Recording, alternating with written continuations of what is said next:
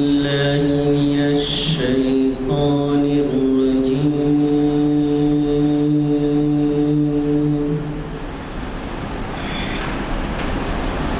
بسم الله الرحمن الرحيم.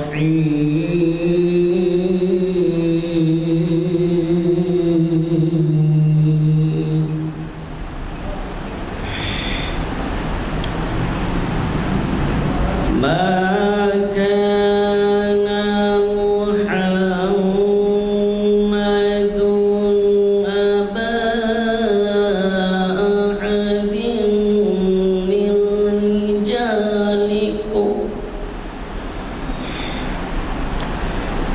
من رجالكم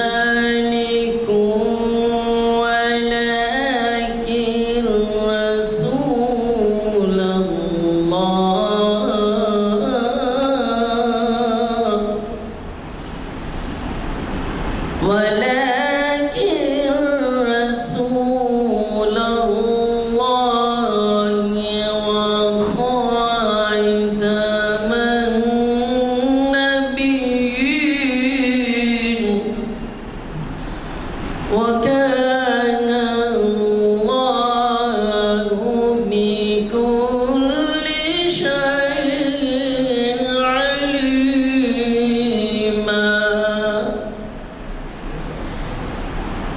يا أيها الذين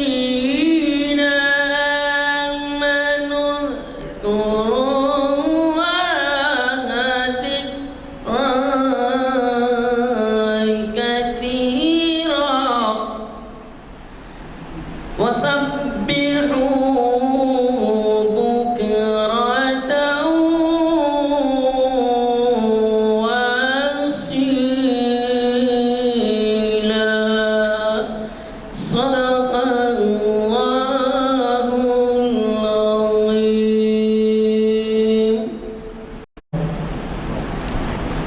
آج 14 اگست 2023 عیسوی 26 محرم 1445 ہجری دن پیر بعد نماز عصر جامع مسجد کانفرنس ہال میں منعقد کی جا رہی ہے شرعیت انفارمیشن سروس کی 966ویں لیکچر ہے. آج عنوان ہے فتوی عالمگیری کی شرعی اہمیت. پروفیسر مجید بیدار صاحب مخاطب کریں گے. میں ان سے ادباً گزارش کرتا ہوں پروفیسر مجید بیدار صاحب سے وہ ہمیں مخاطب کریں. شیطان الرجیم. بسم اللہ الرحمن الرحیم. اللہ تعالیٰ نے قرآن مجید کے توسط سے بہت سے اشارے کیے. ہر بات کو واضح نہیں کیا. قرآن میں کہا گا اقیموا الصلاۃ وآتوا الزکاۃ، نماز قائم کرو اور زکوٰۃ دو. تو لازمی ہے نماز قائم کرنے کے لیے کیا طریقہ جو ہے اختیار کرنا چاہیے، زکوٰۃ دینے کے لیے کیا طریقہ اختیار کرنا چاہیے. یہ تمام معاملات کو اللہ کے مقرب ترین بندوں نے جو حضور اکرم صلی اللہ علیہ وسلم کے صحابہ اور صحابیات تھے انہوں نے وضاحت کے ساتھ پیش کیا.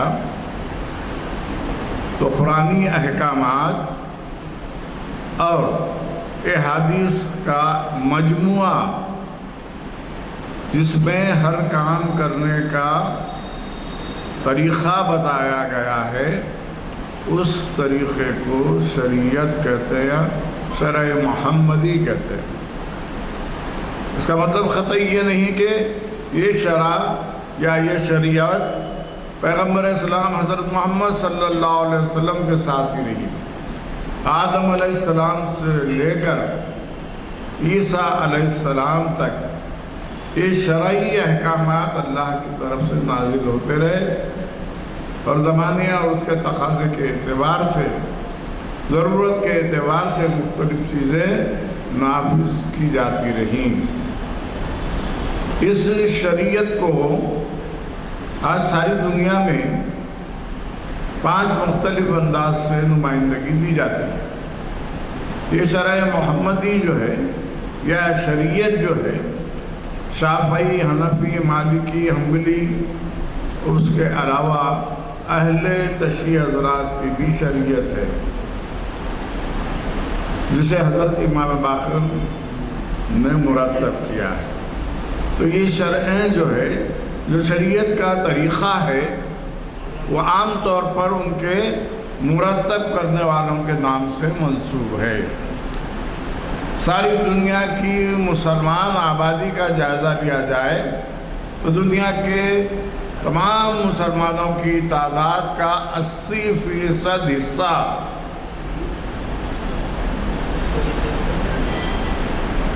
حنفی کہلاتا ہے۔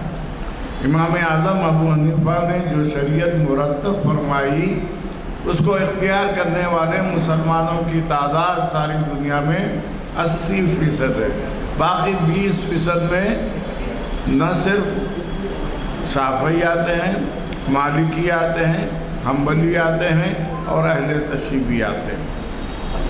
تو یہ جب شریعت ایک ہے، حکم ایک ہے، اس کی تکمیل کا طریقہ ایک ہے، تو یہ شریعت کے تبدیل کرنے یا اس کے مرتب کرنے میں کیوں فرق ہے؟ یہ ایک ایسا سوال ہے جس کے بارے میں مختلف رجحانات یورپی مفکرین نے بھی اس پہ اظہار خیال کیا ہے۔ انگریزوں نے، فرانسیسیوں نے، جرمنیوں نے اور رومیوں نے اسلام کی شریعت کے بارے میں مختلف سوالات اٹھائے ہیں۔ آج کے معاشرے میں شریعت کا بہت بڑا مسئلہ 3 طلاق کا ہے اور محروم الورث کا ہے، مغبوط الخبر کا ہے۔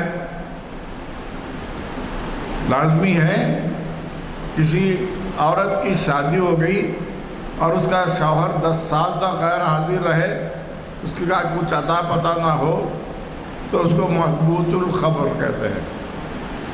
یہ مسئلہ بھی بہت بڑا ہے۔ شافعی شریعت میں اس کے الگ طریقے ہیں، حنفی شریعت میں اس کے الگ طریقے ہیں، مالکی میں الگ ہیں، اور اس کے ساتھ ساتھ دوسرے جو شریعت کے طریقے ہیں۔ لازمی ہے ایک سنی حنفی المسلک جس انداز سے نماز پڑھتا ہے، شافعی اس انداز سے نہیں پڑھتا۔ آپ وَلَضَّالِّينَ کے بعد آہستہ سے آمین کہتے ہیں، شافعی بآواز بلند کرتا ہے۔ اس میں کوئی تفریق نہیں ہے، لیکن حقیقت یہ ہے کہ ایک مرتبہ کسی ایک مسلک کو اختیار کر لینے کے بعد دوسرے مسلک کی طرف راغب ہونا مناسب نہیں ہے۔ جیسے آپ شافعی مسلک اختیار کرنا ہے تو شافعی رہیے، حنفی مسلک اختیار کر رہے ہیں تو حنفی رہیے، مالکی اختیار کر رہے ہیں تو مالکی رہیے۔ ان کے ائمہ نے جو اصول بتائے ہیں اس پر عمل کرنا ہی قرآن کے احکام کی تعمیل ہے۔ اس میں کچھ فرق نظر آتا ہے۔ میرا موضوع شریعت نہیں ہے، فتاوی عالمگیری ہے۔ چونکہ ہندوستان میں داخل ہونے والے مسلمان وہ چاہے تاجروں کی حیثیت سے آئے ہوں، وہ چاہے صوفیاء کرام بزرگان دین کی حیثیت سے آئے ہوں، وہ چاہے فوجیوں کی حیثیت سے آئے ہوں، کسی بھی لحاظ سے آئے ہوں، تو انہوں نے جس شریعت کو نافذ کیا اس شریعت پر تصوف کا اثر غالب ہے۔ تصوف کا اثر کیوں ہے اس کی وجوہات کے بارے میں بھی میں لیکچر لے رہا ہوں، بعد میں بات کرتا ہوں۔ اس کے بارے میں جاننا ضروری ہے۔ شریعت میں سب سے اہم مقام جو دیا گیا ہے اس کو ہم اقتداء کہتے ہیں۔ تعمیل کرنا، جیسا کہا گیا ہے ویسے ہی کرنا۔ تو اس اقتداء میں ایک اہم مرتبہ ہے جس کو اسلام میں پسند کیا گیا ہے، اللہ تعالیٰ نے بھی پسند کیا ہے، رسول نے بھی پسند کیا ہے۔ وہ طریقہ ہے تقوی کا، پرہیزگاری کا۔ جس طرح سے ایک پی ایچ ڈی کیا ہوا، ایک ایم بی بی ایس کیا ہوا شخص، اس کو آپ عزت دیتے ہیں، اسی طرح اللہ تعالیٰ اس بندے کو عزت دیتا ہے جو متقی ہو، تقوی یا پرہیزگاری اختیار کرے۔ تو تقوی کا تقاضا کچھ اور ہے، عام زندگی کا تقاضا کچھ اور ہے۔ تو میں یہ بتا رہا تھا کہ ہندوستان میں 711 عیسوی سے مسلمانوں کی آمد شروع ہوئی۔ حضرت عمر فاروق رضی اللہ تعالیٰ عنہ کے دور میں ہی اسلامی فوجیں جو علاقہ آج ہمارے حصے میں نہیں ہے، لاہور تک پہنچ چکی تھی، اور حضور کے زمانے ہی میں وہ علاقہ جو کیرلا کہلاتا ہے، اس کو اس دور میں ملبار کہا جاتا تھا۔ ملبار کے ساحل پر پہلی جمعہ مسجد تعمیر ہو چکی تھی، جسے آج بھی چیرامن جامع مسجد کہا جاتا ہے۔ یہ حضور کے زمانے کی تعمیر شدہ ہے۔ تو یہ کہنا کہ حضور کے زمانے میں اسلام ہندوستان میں نہیں آیا بالکل غلط ہے۔ اسی کو پیش نظر رکھتے ہوئے علامہ اقبال نے اپنی نظم میں لکھا تھا، میرے عرب کو آئی ٹھنڈی ہوا جہاں سے، میرے عرب کو آئی ٹھنڈی ہوا جہاں سے، میرا وطن وہی ہے، میرا وطن وہی ہے۔ اس کی توضیح یہ کی گئی کہ ایک مرتبہ مسجد نبوی میں حضور اکرم صلی اللہ علیہ وسلم ٹیک لگا کر بیٹھے تھے۔ لوگوں سے پوچھا کہ میری پیٹھ کے پیچھے کون سا ملک ہے؟ تو لوگوں نے کہا ہندوستان ہے۔ تو آپ نے فرمایا وہاں سے مجھے ٹھنڈی ہوا آ رہی ہے۔ تو اس کی توضیحات مختلف ہیں۔ تو میں جس موضوع سے آپ کو مخاطب کرنے والا ہوں، فتاوائے عالمگیری۔ آج کا معاشرہ، آج کا دور ایسا ہے کہ انگریزی کا چلن عام ہو گیا ہے۔ یہاں پر جب میں دیکھا فتوائے عالمگیری لکھا گیا ہے، فتوے کی جمع فتاوا، پلورل فارم ہے، وہ تألیف آتا ہے۔ خیر، مسلم معاشرے میں تو غلطی کرنا ایک بہت بڑا سنت کا رویہ سمجھا جاتا ہے۔ یہ ہماری ایک مجبوری ہے، غلطی کرنا پھر اس کے بعد معذرت کر لینا لازمی ہے۔ اندازہ لگا کہ میں اردو میں تقریر کر رہا ہوں، آپ لوگ سب اردو میں بات سمجھ رہے ہیں۔ معاملہ کیا ہے کہ اس اردو کا جنازہ نکالنے میں ہم ہی آگے ہیں۔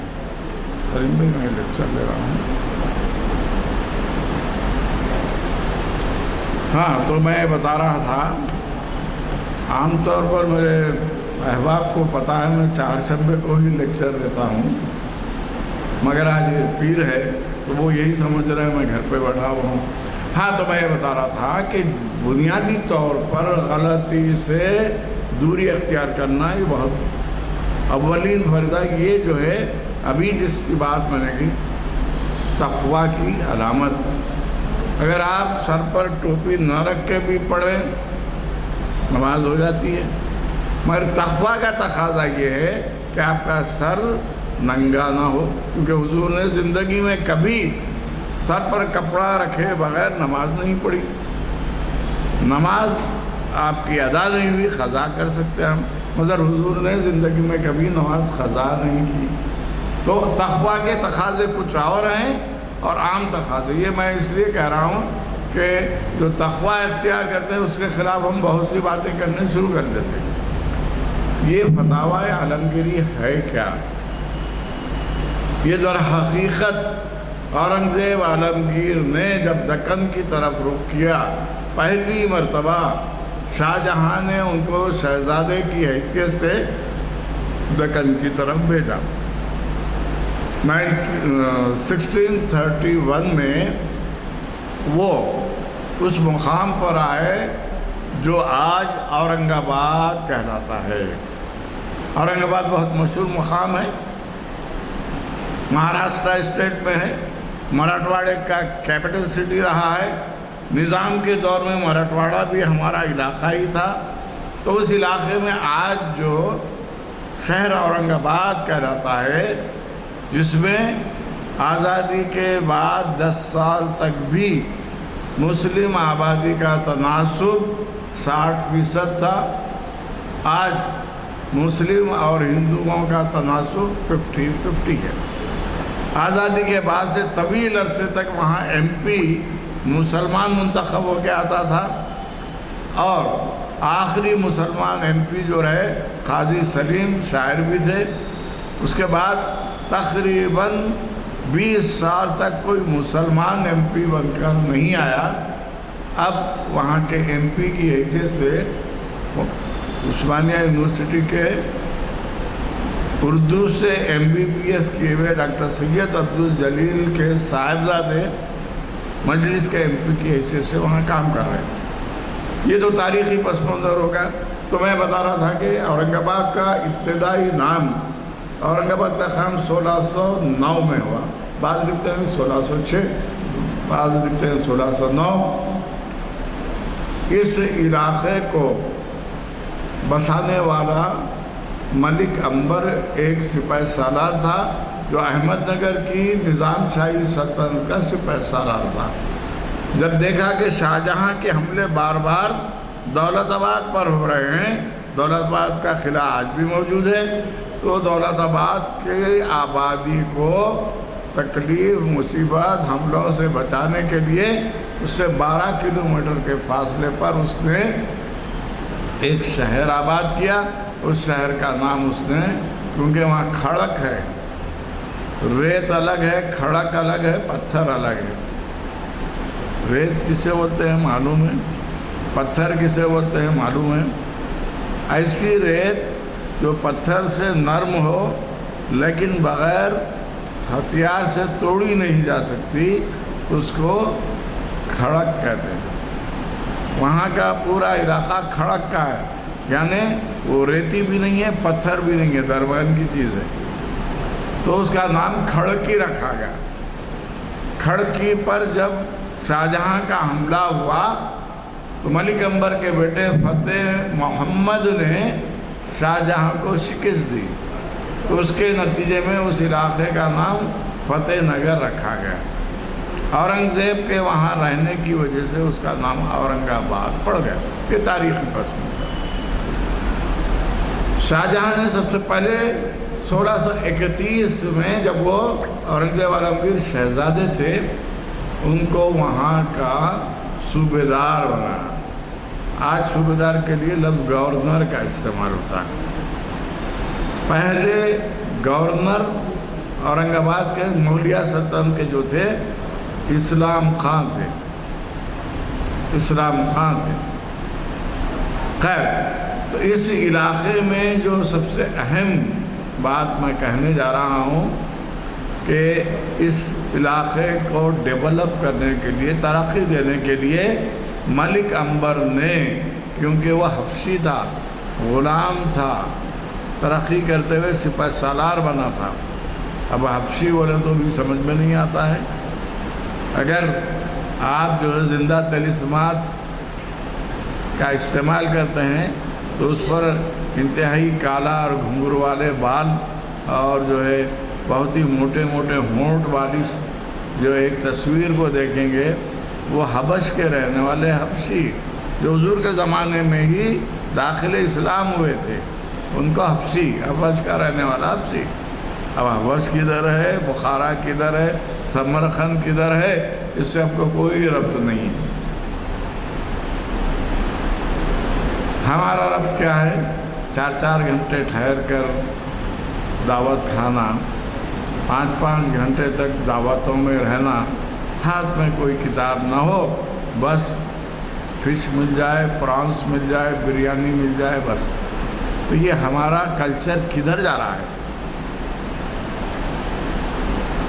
تو میں یہ بتا رہا تھا کہ اورنگزیب عالمگیر پہلے شہزادے رہے، پھر شاہجہاں کے زندگی میں ہی انہوں نے اقتدار حاصل کر لیا، اور مغلیہ سلطنت کو جو صرف اور صرف دلی، شمالی ہند کے حد تک تھی، اس کو بڑھا کر جنوبی ہند تک لایا، اور ادھر افغانستان کا علاقہ بھی مغلیہ سلطنت، آج جس کو ہم پاکستان اور بنگلہ دیش کہتے ہیں، یہ بھی ہندوستان کا حصہ، افغانستان بھی اسی میں شامل تھا۔ 51 سال اس نے حکومت کی، 50 سال اکبر اعظم نے حکومت کی۔ اکبر اعظم کے زمانے میں دکن کا پورا علاقہ مغلیہ سلطنت کا حصہ نہیں تھا، تو اس نے وسعت دی، اور اورنگ آباد میں جمع ہونے کے بعد اس نے کیا کیا؟ آج کے دور میں ایک بڑا اچھا لفظ استعمال تھا، کانٹیننٹل سٹی بولتے ہیں۔ یہ کیا چیز ہوتی پتہ نہیں، کانٹیننٹ کو ہم اردو میں بر اعظم کہتے ہیں۔ ایک مقام پر ایک ہی جگہ کے لوگ رہیں تو بر اعظمی شہر نہیں ہوتا، ایک مقام پر کئی ممالک کے لوگ ہوں تو اس کو بر اعظمی شہر، کانٹیننٹل سٹی۔ اورنگزیب نے کیا کیا؟ اب جیسے آپ امریکہ جائیں گے، ہندوستان کے، پاکستان کے، جرمنی کے، فرانس کے، سب جگہ کے لوگ وہاں ملیں گے۔ That means America is a continental علاقہ ہے۔ اورنگزیب نے پہلی مرتبہ یہ کوشش کی کہ شہر اورنگ آباد کو ترقی دے کر اس علاقے کو، اس شہر کو کانٹیننٹل شہر بنایا جائے۔ یہ پہلی کوشش نہیں تھی۔ اگر آپ دیکھیں، ہندوستان میں سب سے پہلے مسلمانوں نے شہروں کو کانٹیننٹل شہر بنایا۔ اگر آپ علاؤالدین خلجی کا دور دیکھیں، محمد تغلق کا دور دیکھیں، ادھر بابر کا دور دیکھیں، وہ ہندوستان آئے، ہندوستان میں آئے تو ہندوستان میں اب ہمارے پاس تو دیوبندی بریلوی کا دھندا شروع ہو گیا ہے، اس وقت کوئی قسم نہیں تھی۔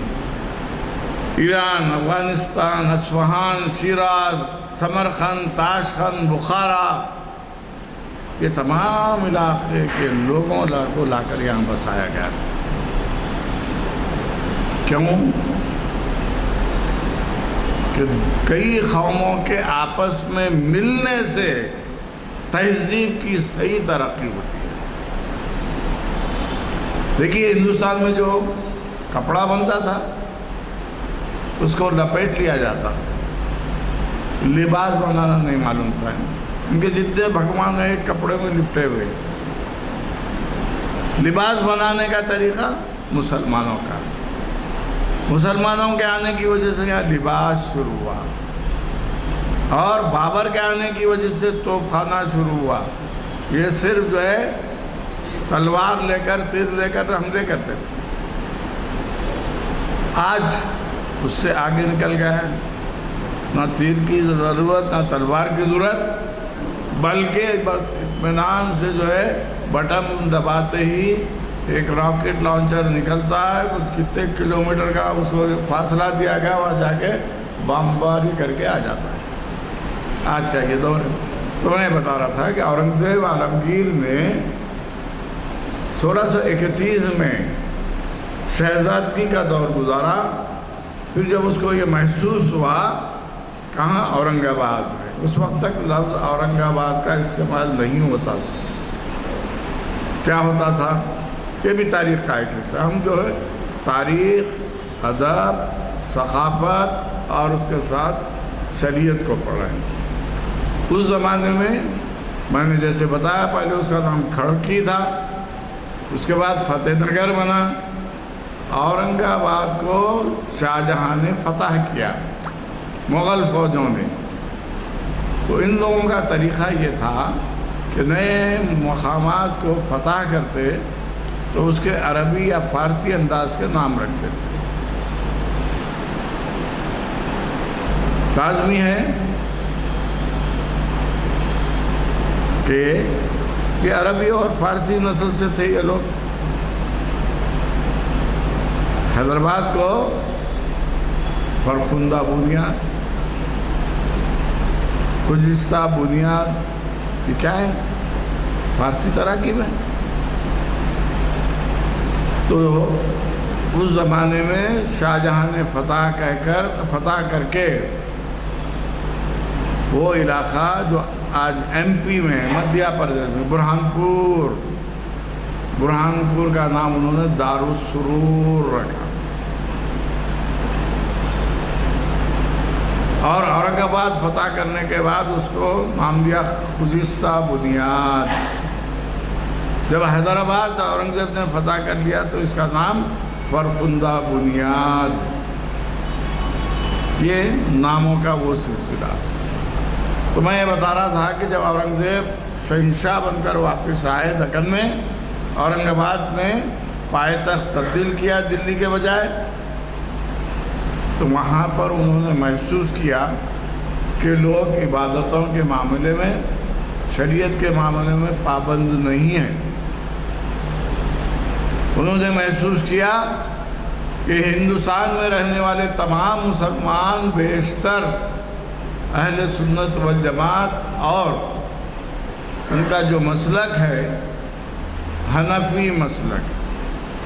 تو انہوں نے سمرقند، تاشقند، بخارا اور ایران، افغانستان، دلی، لکھنؤ، آگرہ، علی گڑھ سے قابل ترین علماء کو جمع کیا اورنگ آباد. بعض لوگوں نے بتایا ان کی تعداد 33 تھی، بعض لوگوں نے بتایا ان کی تعداد 133 تھی. وہ زمانہ ایسا تھا، معاملات کو لکھنے کا چلن بہت کم تھا. ان لوگوں کو جمع کیا گیا. وہاں کی جو جامع مسجد ہے آج بھی، وہ جامع مسجد بنائی ہوئی ہے ملک عنبر کی. اس جامع مسجد کے کمرہ نمبر 33 میں ان لوگوں کی میٹنگ ہوتی تھی اور ان کو حکم دیا گیا فتاوی عالم، فتاوی ایک سے زائد، فتاوی عالمگیری 1667 1666 سے مرتب ہونا شروع ہوئی اور 1675 میں 8 سال میں یہ مکمل. وہ پورا نسخہ جو تھا وہ عربی میں تھا. عربی سے فارسی میں ترجمہ ہوا، فارسی سے آج دنیا کی ہر زبان میں فتاوی عالمگیری ملے گا. بلا شبہ ترتیب و تدوین کہلاتا ہے. ایک آدمی کوئی لکھے تو وہ تو تصنیف ہوگا، کئی لوگوں کی چیزیں ملا کر لکھے تو تالیف ہوگا، اور ایک ہی شخص کی کوئی چیزیں وہ ترتیب ہو گیا. اور کئی اہم موضوعات پر کئی لوگ مل کر بحث کر کر کوئی چیز آگے دیتے ہیں تو اس کو تدوین کہتے ہیں. تصنیف، ترتیب، تالیف، تدوین. تو یہ فتاوی عالمگیری کی حیثیت ایک تدوین کی ہے. تدوین کرنے والے کو مدون بولتے ہیں. سب عربی الفاظ ہیں، ہم تو عربی اور فارسی سے بے نیاز ہو گئے ہیں. تو یہ کتابیں عربی میں لکھی گئی. یہ جو عالم و فاضل جمع کیے گئے تھے اصفہان سے، سنجر سے، سمرقند سے، تاشقند سے، بخارا سے، ایران سے، اصفہان سے، عراق سے، عرب کی پوری سرزمین سے، پھر ہندوستان سے، ان سب نے مل کر فتاوی عالمگیری 8 سال میں تکمیل پائی. تو اس میں اہل سنت والجماعت جو کہتے ہیں آج کل، جو حنفی کہتے ہیں، ان کی شریعت کو کمپائل کیا گیا. کمپائلیشن کے لیے تدوین کا کام کہا جاتا ہے. یہ کمپائلڈ ایڈیشن ہے فتاوی. ایک آدمی کی نہیں ہے، 2 آدمی کی نہیں ہے، کئی لوگوں کی لکھی ہوئی ہے. اور اس میں سب سے اہم چیز جو بتائی گئی، حنفی مسلک میں جہاں قرآن اور حدیث کا احترام لازم ہے، اس سے زائد احترام یہ بتایا گیا کہ پیغمبر اسلام حضرت محمد صلی اللہ علیہ وسلم کی محبت کو اولویت دی گئی. یہ محبت الہی کے بعد محبت رسول. یہ پورا جو فتاوی عالمگیری مرتب کیا گیا 8 سال میں 1667 سے 1675 تک، اس میں بنیادی نقطہ یہ رکھا گیا ہے کہ آپ چاہے لاکھ عبادتیں کر لیں، کیونکہ حضور اکرم صلی اللہ علیہ وسلم نے کہا کہ تمہاری عبادتیں اسی وقت قبول ہوں گی جب کہ تم مجھے اپنے ماں باپ بھائی بہن رشتہ داروں سے زیادہ چاہو گے۔ اس کا مطلب اللہ کی محبت کے بعد رسول کی محبت، حب نبوی اس فتاوی عالمگیری کا بنیادی مقصد ہے۔ چنانچہ دوسرے مسالک میں کیا ہے ہم کو جاننا نہیں ہے، میں فتاوی عالمگیری کی بات کر رہا ہوں جو اورنگزیب نے دلی کے بجائے اورنگ آباد کو پائیتخت بنا کر وہاں علماء کو جمع کر کے یہ مرتب کروایا، اور اس میں بنیادی نقطہ یہ رکھا گیا حب الہی اور حب نبی کو پیش نظر رکھا جائے۔ چنانچہ اس میں جو فتوے ہیں، ایک اہم فتویٰ ہے تعظیم رسول میں گستاخی ہو ناقابل معافی، خدا کے حکم کی تعمیل میں گستاخی ہو تو اللہ معاف کرنے والا ہے۔ خدا کی عبادتوں میں کچھ گستاخی ہو جائے تو سب ہو سکتا ہے، سجدہ سب کر سکتا ہے، مگر اس میں یہ بتایا گیا تو اسی سنت طریقے کا نتیجہ یہ ہے کہ جو ہنگامے ہو رہے ہیں اس پر اہل سنت والجماعت یا حنفی لوگ مخالفت کرتے ہیں۔ عرب والوں کو کوئی ضرورت نہیں ہے، ان کا عقیدہ الگ ہے۔ تو میں جو بتا رہا تھا کہ فتاوی عالمگیری کا بنیادی وصف یہی ہے کہ حب الہی حب رسول۔ تو اس میں ایک جگہ لکھا گیا ہے اگر کسی نے حضور اکرم صلی اللہ علیہ وسلم کے منہ مبارک، منہ کہتے ہیں بال کو، منہ مبارک کو بال کو بلوا کہہ دیا، وہ بھی گستاخی ہے، ناقابل تلافی گستاخی۔ تو بنیادی وصف جو ہے فتاوی عالمگیری میں حنفی مسلک کی نمائندگی ہے۔ جیسے میں نے ابتدا میں بتایا، ساری دنیا کی مسلمان آبادیوں کا جائزہ لیا جائے، دنیا کے ہر خطے میں 80% مسلمان حنفی مسلک کو مانتے ہیں، باقی 20% میں مالکی، حنبلی، شافعی اور جو ہے جن کو ہم اہل تشیع کہتے ہیں وہ فقہ باقری یا فقہ کاظمی کہتے ہیں، امام باقر کا مرتب کردہ فقہ استعمال کرتے ہیں۔ اب رہا معاملہ یہ پوری تدوین ہو گئی، دنیا کی ہر زبان میں، اس زمانے میں فارسی کا چلن تھا، لکھی گئی کتاب یہ فتاوی عالمگیری عربی میں، اس کے عربی نسخے آج بھی موجود ہیں اس زمانے کے لکھے ہوئے۔ اس کے نقولات، کوئی اچھی چیز ہوتی تو لوگ اس کو نقل کر کے رکھتے تھے، تو اس کے نقولات بھی موجود ہیں۔ پہلے 4 نسخے مرتب کیے گئے، یہ علماء نے اپنے ہاتھوں سے لکھے، اس سے جو ہے 24 نسخے نقل کیے گئے۔ 24 نسخے بمبئی، جامع مسجد بمبئی کی لائبریری میں ہیں، اور ہندوستان کے مختلف لائبریری میں، رامپور کی خدا بخش لائبریری میں بھی سب میں ہیں۔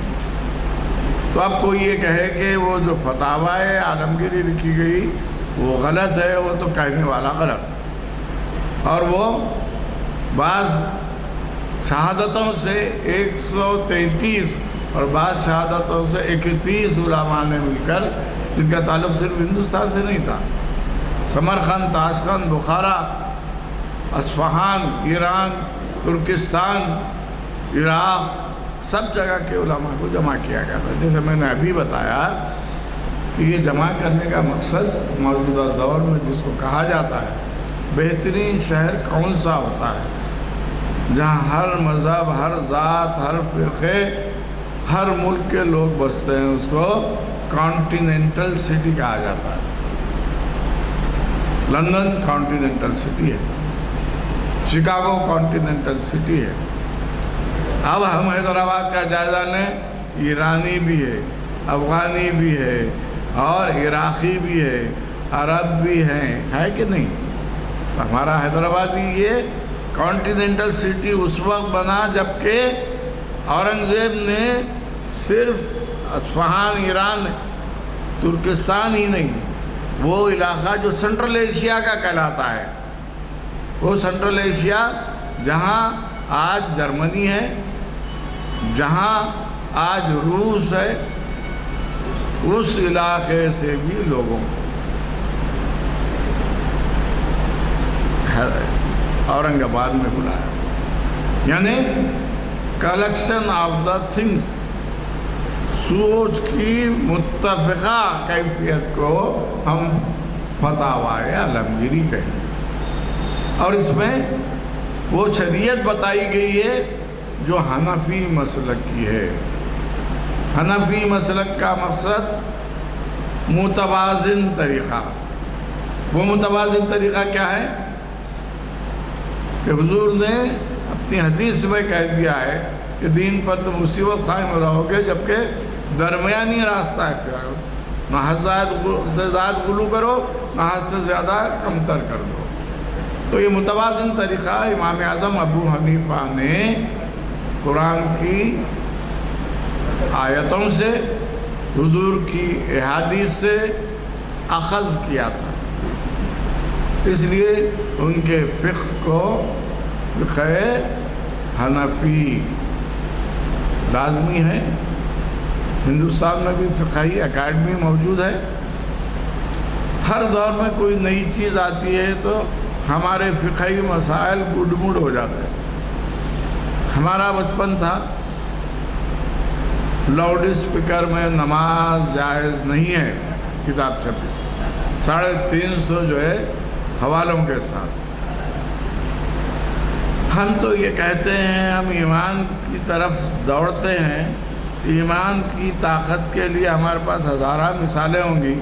شیطان بے ایمانی کی طرف دوڑاتا ہے, اس کے بعد بھی 1000 مثالیں ہوں گی, ہے نا. تو کہنے کا مطلب یہ متوازن طریقہ اختیار کرنا یہ حنفی مسلک کی شریعت ہے. کبھی ہاتھ چھوڑ کے نماز پڑھنا, کبھی کانوں تک لے جانا, کبھی کندھوں تک لے جانا, کبھی جو سینے پہ ہاتھ باندھنا, کبھی یہ اس قسم کے طریقے کے بجائے حضرت امام اعظم ابو حنیفہ نے واضح کر دیا کہ حضور نے پوری زندگی میں جو نماز پڑھی وہ ہاتھ سینے پر باندھ کر نہیں, اور کندھوں پر ہاتھ رکھ کر نہیں, کان کی لولکیوں کو ہاتھ لگا کر. اس لیے متوازن طریقہ آج مسلمانوں میں یہی ہوگا کہ ہم اس طریقے پہ پابند ہوں. بہت سی ایسی چیزیں ہیں جو زمانے کے تقاضوں کے ساتھ بدلتی جا رہی ہیں. ہمارے اپنے بچپن تک بھی, بلکہ ہم ملازمت میں بھی آ گئے تھے, عرب کنٹریز میں آپریشن نہیں ہوتا تھا, جائز نہیں ہوتا. حضور کا بھی آپریشن نہیں کیے. آپریشن کرنا جائز ہے, آئی ڈونیٹ کرنا, کڈنی ڈونیٹ کرنا, یا بلڈ خون دینا یہ مسائل دور حاضر کے مسائل. تو یہ جو ہے اس کا آسان طریقہ حضرت امام اعظم ابو حنیفہ نے لکھ دیا ہے. کسی کی جان بچانے کے لیے کسی کے اعضاء کام آتے ہیں, وہ اعضاء جو ظاہری نہ ہو. جیسے آپ آنکھ ڈونیٹ کریں گے تو آپ بھینگے ہو جائیں گے, مرنے کے بعد بھی آنکھ ڈونیٹ کرنا حرام ہے, جائز نہیں ہے. اور دوسری چیز, اب جو آج کل جو عرب کی سرزمین میں نمازیں پڑھ کے آتے ہیں, ایک مرتبہ حنفی مسلک میں نماز باجماعت ادا ہو گئی تو پھر اس کو دوسری نماز بنانے کا حکم نہیں ہے. شافعی میں جتنے چاہے, بلکہ ہم جب حج کے لیے گئے دیر ہو گئی نماز پڑھتے ٹھہرے تو ہمارے بازو آ کے 4-6 لوگ ٹھہر جاتے، ہم کو امام بنا دیتے. تو اس میں مغالطے کا اندیشہ ہے. اس لیے امام اعظم آپ کی نماز وقت پہ نہیں ہوئی، آپ گناہگار ہو گئے، اس لیے آپ الگ سے نماز پڑھ لیجیے. پھر جماعت بنانا حنفی مسلک میں جائز نہیں، شافعی میں جائز ہے. جتنی ایک مسجد میں جتنی چاہے نمازیں پڑھ لیجیے. اب تو یورپین کنٹریز میں تو عید کی نماز ایک مسجد میں 10-10 بار ہوتی ہے، کیونکہ جگہ نہیں ہے وہاں. اور وہاں انسانوں کی ٹھہرنے سے زائد ان کے کاروں کے ٹھہرنے کا مسئلہ رہتا ہے. یہ لوگ جو ہے دور دراز سے کاروں میں آتے ہیں، تو پہلے ایک نماز ہو جائے، وہ لوگ نماز پڑھنے کے بعد کاروں میں بیٹھ کے چلے جائیں تو پھر دوسری نماز ہوتی. یہاں حیدرآباد میں بھی جب بارش وغیرہ ہوتی ہے تو ایک مسجد میں 2-3 مرتبہ نماز عید پڑھی. نماز عید کے بارے میں نہیں ہے، نماز جمعہ، اور اس میں سجدہ لازم نہیں ہے. اگر کوئی غلطی بھی ہو جائے تو سجدہ سہو کی گنجائش نہیں ہے. چاروں فقہا کے پاس جائز نہیں ہے. اس سے مغالطہ ہوگا. آدمی کوئی دیر سے آ گیا، جمعہ کی نماز پڑھ رہا، السلام علیکم ورحمۃ اللہ بول کے وہ کھڑ گئے امام صاحب، تو دوسروں کی نماز خراب ہو جائے گی. تو جتنی خطبوں کے نمازیں ہیں اس کے بارے میں طے شدہ مسئلہ ہے کہ چاروں فقہا، شافعی، حنبلی، مالکی اور جو ہے حنفی، سب ایک ہی طریقے کے. صرف نماز کے ادا کرنے کے بارے میں، نماز کو جو ہے قائم کرنے کے بارے میں، اگر آپ کندھے سے کاندھا لگا کے ٹھہریں وہ بھی صحیح ہے، پیر سے پیر لگا کے ٹھہریں وہ بھی صحیح ہے، لیکن افضل طریقہ یہ ہے کہ کندھے سے کندھا. یہ شافعی طریقہ کیا ہے؟ کندھے سے کندھا نہیں، وہ پیر سے پیر ملا کر. تو یہ تمام چیزیں جو شرعی ہیں، ان شرعی معاملات میں اور تبدیلی لائی گئی. جیسے میں نے ابھی کہا کہ 2 حقیقتیں بتاتا ہوں. میں 20 سال میں نے اورنگ آباد میں زندگی گزاری. میں اپنے بچوں کو لے کر عیدگاہ میں نماز عید پڑھنے گیا. جب اللہ اکبر کے سورہ فاتحہ امام صاحب پڑھ رہے ہیں، اسی دوران ایک گانا شروع ہوگا اسپیکر میں. اسپیکر کی تاثیر یہ ہے، قریب کی کوئی چیز کھینچ لیتا ہے. علماء نے فقہی پس منظر میں اور لاؤڈ اسپیکر میں نماز نہ پڑھنے کی تاکید اس لیے کی ہے کہ کوئی غلط بات نہ ہو جائے. اتفاق یہ ہے کہ میں اورنگ آباد میں تھا، مہاراشٹر اسمبلی میں ایک اسپیکر کی تقریر چل رہی تھی.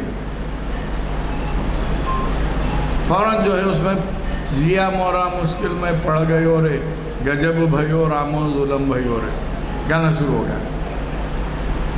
تو اسپیکر نے کہا کہ ہمارے مائک اتنے سینسیٹیو ہیں کہ اطراف کی آواز کو بھی کیچ کر لیتے ہیں، تو یہ خطرہ ہے آپ کی نماز خراب ہونے کا. اس لیے حنفی مسلک میں یہ بتایا گیا ہے کہ لاؤڈ اسپیکر سے نماز جائز نہیں ہے. اب اس پہ جو ہے تشریحات ہیں، جیسے میں نے ابھی بتایا. ایک مسئلہ ہے، شرعی مسئلہ ہے، جس کو محروم الورث کہتے ہیں. میں نے جو اہم ہے فتاوی عالمگیری عربی میں لکھی گئی 1667 سے 1675 تک، اور اس کے لکھنے والے کئی علماء تھے. یہ علماء دین تھے، علماء سو نہیں تھے. آج کے دور میں علماء دین کم، علماء سو زائد، اپنی مرضی چلانے والے. خیر، تو میں بتا رہا تھا کہ کئی شرعی مسائل ایسے ہیں جن پر اختلافات موجود ہیں. ان اختلافات کو دور کرنے کے لیے بھی امام اعظم ابو حنیفہ نے طریقے بتا دیے ہیں. اب جیسے آج مسئلہ ہے 3 طلاق کا. آج مسئلہ ہے، سب سے بڑا مسئلہ محروم الورث کا ہے، وراثت سے محروم کر دینا.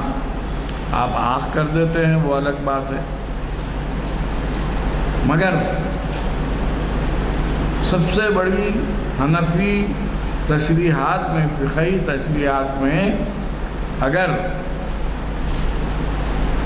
باپ کا انتقال دادا کی موجودگی میں ہو گیا تو اس کے بیٹے کو ورثہ نہیں ملتا، یہ ہے محروم الورث۔ بڑا عجیب سمجھ میں آتا ہے، اس کا باپ ہی مر گیا تو اب ضرورت مند وہ زائد ہے، اس کو پوری جائیداد ملنی چاہیے، مگر اسلام نے شرعی حیثیت سے حنفی فقہ کے لحاظ سے اس کو محروم الورث کہا گیا۔ ایسی چیزوں کو لے کر ہماری آج کی دنیا داری میں نئے نئے طریقے نکال رہے ہیں۔ بھائی بیٹی کا حق ہے، دینا ہے، میں اس کی شادی کر دیا، پیسہ خرچ کر دیا، اس کو حصہ دینا کیا ضروری ہے؟ قطعی نہیں۔ حنفی مسلک میں آپ اس کو پڑھائیں، شادی کریں، کروڑہ روپیہ بھی خرچ کریں تو اس کا جو حصہ ہے وہ دینا لازم ہے۔ اور جو محروم الورث کا میں نے ذکر کیا، اس کے بارے میں یہ ہے گو کہ وہ اپنے باپ کی جائیداد کا حقدار نہیں ہوگا، لیکن دادا، اس کے چچا اور اس کے رشتہ داروں کی ذمہ داری ہے اس کو لکھنے، پڑھنے، سجانے، سنوارنے اور اس کو سیدھے راستے پر لے جانے کے لیے تمام اس کی کفالت کریں۔ پہلے باپ ایک اکیلا ذمہ دار تھا، اب دادا، چچا سب کو ذمہ دار بنا گیا، اجتماعی ذمہ داری۔ یہ حنفی مسلک کا اہم طریقہ ہے۔ آج کا معاشرہ تو ہم اپنے لوگوں کو ہی دیکھ نہیں سک رہے ہیں برابر، کسی کو فرصت ہی نہیں ہے، ہدیے عیدیں گزر جاتی، کوئی ایک دوسرے سے ملنے بھی تیار نہیں۔ ایک اہم واقعہ سناتا ہوں۔ 2000 میں مجھے ہارٹ اٹیک ہوا، 2001 میں نے قربانی دی، میں گاڑی نہیں چلا سک رہا تھا، میرے بیٹے کو میں گاڑی پر بٹھا لیا۔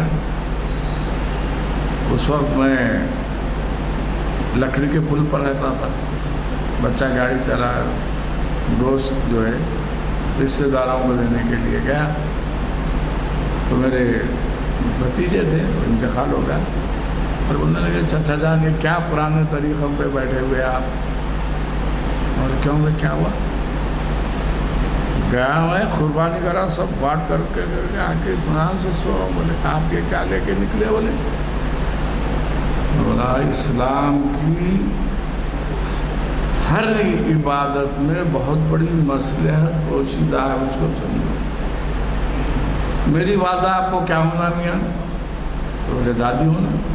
ٹھیک، کیا عمر ہے ان کی؟ 86 سال۔ اگر تم ایک بار بھی نہیں آتے سال میں، بقرعید کی عید کو گوشت دینے آ جاتے تو 5 سال میں 5 تو دعائیں ملتی تھی، اس سے محروم ہوئے کہ نہیں؟ اسلام کی حقانیت کے ساتھ اس کی اہم ضرورت کو سمجھنا ضروری ہے، ہم وہی بھول گئے۔ تو بہرحال کہنے کا مطلب یہ اسلام کے وہ طریقے جو انسان کو انسانیت کی طرف لے جاتے ہیں۔ بتائیے آپ، والد کا انتقال ہو گیا تھا، کون پالے حضور کو؟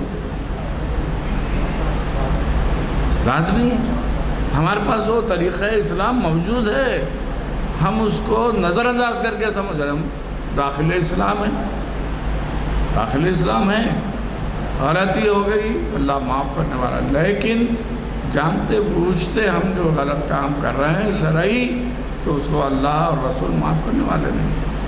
ہاں تو میں بتا رہا تھا کہ پہلی مرتبہ 1675 میں، اس وقت تک پرنٹنگ پریس نہیں تھا، لوگ نقل کر لیتے تھے۔ جب پرنٹنگ پریس آیا تو دنیا کی ہر زبان میں فتاوی عالمگیری کے ترجمے ہوئے، پہلے عربی میں، پھر اس کے بعد فارسی میں، جس کے بعد انگریزوں کی آمد کے بعد یہ تمام چیزیں دنیا کے خطے خطے میں بڑھ گئیں۔ دوسری اہم بات، میں آپ کو جو بتانا چاہ رہا ہوں خوش قسمت ہیں ہم دکن والے، خوش قسمت ہیں۔ فتاوی عالمگیری کی تدوین اورنگ آباد میں ہوئی جو دکن میں ہے، جو حنفی فقہ کی بنیاد ہے۔